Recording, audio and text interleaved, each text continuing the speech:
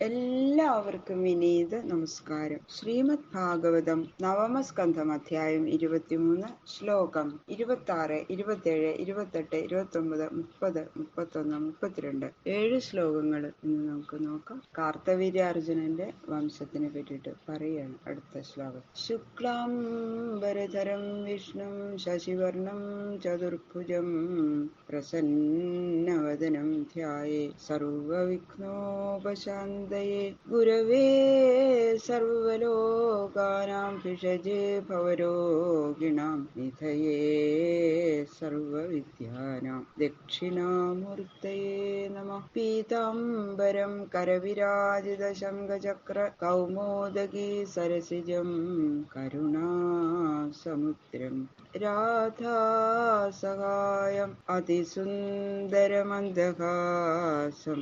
വാതാലയേശമനിശം ഹൃദി ഭാവയാമി. ശ്രീ ഗുരുവായൂരപ്പ ശരണം. കഥാമയും ഭാഗവതാഭിധാനാം ഹരേ തനും ദേ ചരിതൈ ത്വദീയൈ യഥാമതി പരിതോഷകാമസ്തൗമി പ്രസീദ അച്യുത മാരുതേശ. ഗംഗണവതേ നമഃ സരസ്വതേ നമഃ. ഗുരുഭ്യോ നമഃ. ഓം നമോ ഭഗവതേ വാസുദേവായ. ഓം നമോ ഭഗവതേ വാസുദേവായ. ഓം നമോ ഭഗവതേ വാസുദേവായ. ശ്ലോകം 26. തസ്യ പുത്രസഹസ്രേഷു പഞ്ചൈർവോർവരിതാമൃതേ ജയധ്വജ ശൂരസേനോ വൃഷഭോ മധുരൂർജിത. ഈ കാർത്തവീര്യാർജുനന്റെ 1000 പുത്രന്മാരുണ്ടായിരുന്നു അദ്ദേഹത്തിന്. പരശുരാമനായിട്ടുള്ള യുദ്ധത്തില് 5 പേര് മാത്രം ബാക്കിയായി. ബാക്കിയുള്ളവരെല്ലാം പരശുരാമൻ വധിച്ചു. ജയധ്വജൻ, ശൂരസേനൻ, വൃഷഭൻ, മധു, ഊർജിതൻ. ഇങ്ങനെ 5 പേരാണ് ജീവിച്ചവര് കാർത്തവീര്യാർജുനന്റെ പുത്രന്മാര്. ജയധ്വജാ താലജംഘ തസ്യ പുത്രശതം ത്വഭൂത് ക്ഷത്രം യത്താലജംഘാഖ്യം ഔർവതേജോപസംഹൃതം. ജയധ്വജന് താലജംഘൻ എന്നൊരു പുത്രൻ ഉണ്ടായി. ഈ താലജംഘന് 100 പുത്രന്മാരുണ്ടായി. അങ്ങനെ താലജംഘം എന്നു പേരായ ആ ക്ഷത്രിയ വർഗത്തെ ഔർവൻ എന്ന ഋഷിയുടെ തേജസ്സോട് ചേർന്ന സഗര മഹാരാജാവ് മുഴുവൻ എല്ലാവരെയും കൂടി വധിച്ച് ആ 100 വംശം തന്നെ നശിപ്പിച്ചു. തേഷാം ജ്യേഷ്ഠോ വീതിഹോത്രോ വൃഷ്ണിപുത്രോ മധോ സ്മൃത. ആ താലജംഘന്മാരുടെ മൂത്ത പുത്രനായ വീതിഹോത്രന്റെ പുത്രൻ മധുപുത്രൻ വൃഷ്ണി. തസ്യ പുത്രശതം ത്വാസീൽ വൃഷ്ണിജ്യേഷ്ഠം യതകുലം മാധവാ വൃഷ്ണയോ രാജൻ യാദവാശ്ചേതി സംജ്ഞിതാഃ. മധുവിന് വൃഷ്ണിയോട് കൂടിയിട്ട് 100 പുത്രന്മാരുണ്ടായി. അവരിൽ മൂത്ത പുത്രൻ വൃഷ്ണി. മധുവിൽ നിന്ന് ജനിച്ചവരെ മാധവന്മാരെന്ന് പറയണു. വൃഷ്ണിയിൽ നിന്നുണ്ടായവരെ വൃഷ്ണികൾ എന്നും പറയണു. ശ്രീ ശിവബ്രഹ്മർഷി പറയാണ്, ഹേ രാജൻ, എല്ലാവരുടെയും മൂലപുരുഷൻ യദു ആയതുകൊണ്ട് എല്ലാവരെയും യാദവന്മാരെന്ന് പറഞ്ഞു വരും.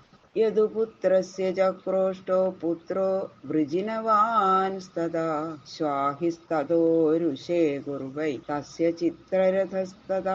യദുവിന്റെ 2ാമത്തെ പുത്രനായ ക്രോഷ്ടാവിന് വ്യജിനവാൻ എന്നുപേരായ ഒരു പുത്രൻ ഉണ്ടായി. ആ വൃജിനവാന് സ്വാഹി എന്നൊരു പുത്രനുണ്ടായി. സ്വാഹിക്ക് ഋഷേകു എന്നൊരു പുത്രനുണ്ടായി. ഋഷേകുവിന് ചിത്രരഥൻ എന്നൊരു പുത്രനും ഉണ്ടായി. ശശവിന്ദുർമഹ യോഗി മഹാഭോജോ മഹാനഭൂൽ 14 മഹാരത്ന ചക്രവർത്തി ചിത്രരഥന്റെ പുത്രനാണ് ശശബിന്ദു. ആ ശശബിന്ദു മഹായോഗിയായിരുന്നു, ഉദാരമതിയായിരുന്നു, സത്യസങ്കല്പാദി മഹാഗുണങ്ങളെല്ലാം ഉള്ളവനും 14 വിധം പദാർത്ഥങ്ങളിൽ അതാത് ജാതി ശ്രേഷ്ഠ വസ്തുക്കളോട് കൂടിയവനായിരുന്നു. എല്ലാവരും അദ്ദേഹത്തിനെ ബഹുമാനിച്ചു. ആരാലും ജയിക്കപ്പെടാത്തവനായി, അപരാജിതനായിട്ട്, അത്രയും ആത്മത്തോടു കൂടിയിട്ട് അദ്ദേഹം ചക്രവർത്തിയായിട്ടാണ് രാജ്യം രാജ്യം ഭരിച്ചത്. അപ്പൊ ഈ 14 വിധം പദാർത്ഥങ്ങളെ കൂടിയിട്ടായിരുന്നു എന്ന് പറഞ്ഞല്ലോ.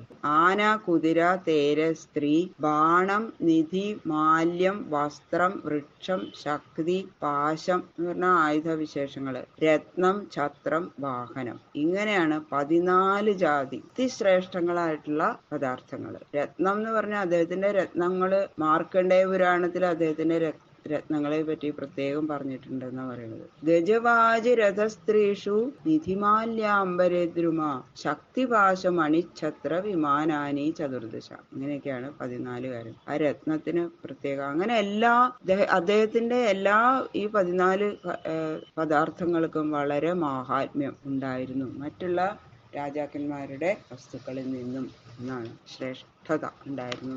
തസ്യ പത്നി സഹസ്രാണാം ദശാനാം സുമഹായശാഃ ദശലക്ഷ സഹസ്രാണി പുത്രാണാം താസ്വസി അജീജനൽ.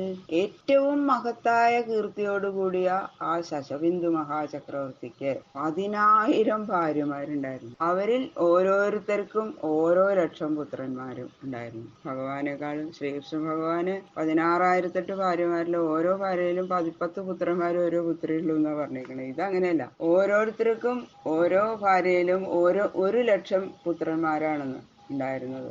അങ്ങനെ അദ്ദേഹത്തിന് ദശലക്ഷ സഹസ്രം പുത്രന്മാരുണ്ടായി എന്നാ പറയുന്നത്. അപ്പൊ അദ്ദേഹം അത്രയും മഹായോഗിയായിരുന്നു, മഹാഭോജനായിരുന്നു. അതുകൊണ്ടാണ് അദ്ദേഹത്തിന് ഇതൊക്കെ സാധ്യമായത് എന്ന് പ്രത്യേകം പറയണു. ബാക്കിയുള്ള ശ്ലോകങ്ങള് നാളെ നോക്കാം. സർവത്ര ഗോവിന്ദ നാമ സങ്കീർത്തനം. ഗോവിന്ദ ഗോവിന്ദ.